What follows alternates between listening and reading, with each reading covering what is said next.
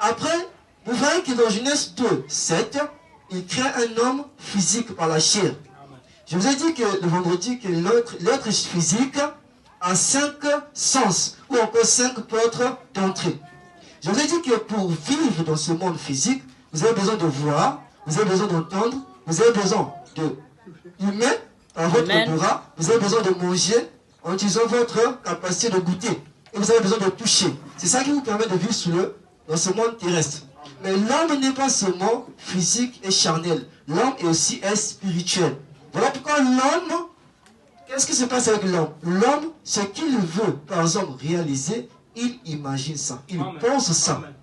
Nous voyons que l'homme, quand il pense ou il imagine, ce sont les images pensées, mais que ces images-là ne sont pas des images qu'on peut voir par notre œil. Personne ici peut voir l'imagination de quelqu'un. Mais c'est une image qui n'est pas visible. Dernièrement, la personne, vous avez parlé du monde des ondes. Donc ici, nous voyons que ces images aussi ne sont pas des images qu'on peut capter par notre œil. On ne peut pas voir ça. Ces images sont des pensées. Parce que vous devez savoir que lorsque l'homme pense, la pensée de l'homme là a une source de provenance. Je ne sais pas si vous comprenez. Et la source de provenance de toute pensée est quoi? Est premièrement la partie qu'on appelle l'âme de l'homme.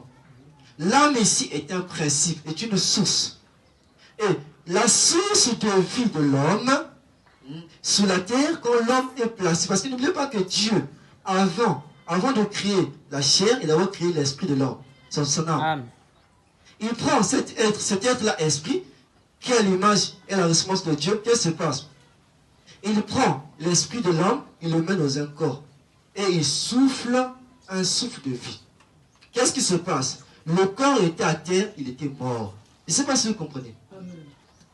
Vous voyez ici que votre esprit, qui a l'image de Dieu, doit avoir une nature, ou encore doit avoir un principe de vie, ou encore une source de vie, je pourrais dire, un courant d'alimentation, pour lui permettre de s'exprimer dans le corps charnel. C'est pourquoi Dieu a envoyé un souffle de vie. Le souffle de vie là représentait une atmosphère.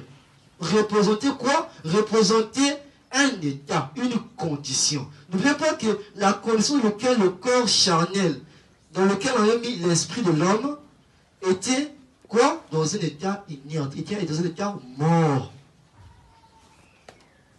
Alors, pour vous expliquer cela, j'avais dit quoi? Que vous avez votre corps, vous avez votre esprit, vous avez votre âme.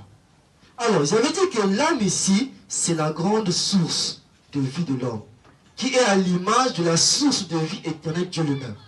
N'oubliez pas que la source de vie éternelle est la grande source. Il a fait l'homme à son image et à sa ressemblance. Voilà, on dit que la source de vie de l'homme, qui était l'homme esprit, à l'image de Dieu, pouvait conduire les animaux, les plantes, comme le Saint-Esprit conduit l'homme aujourd'hui. Je ne sais pas si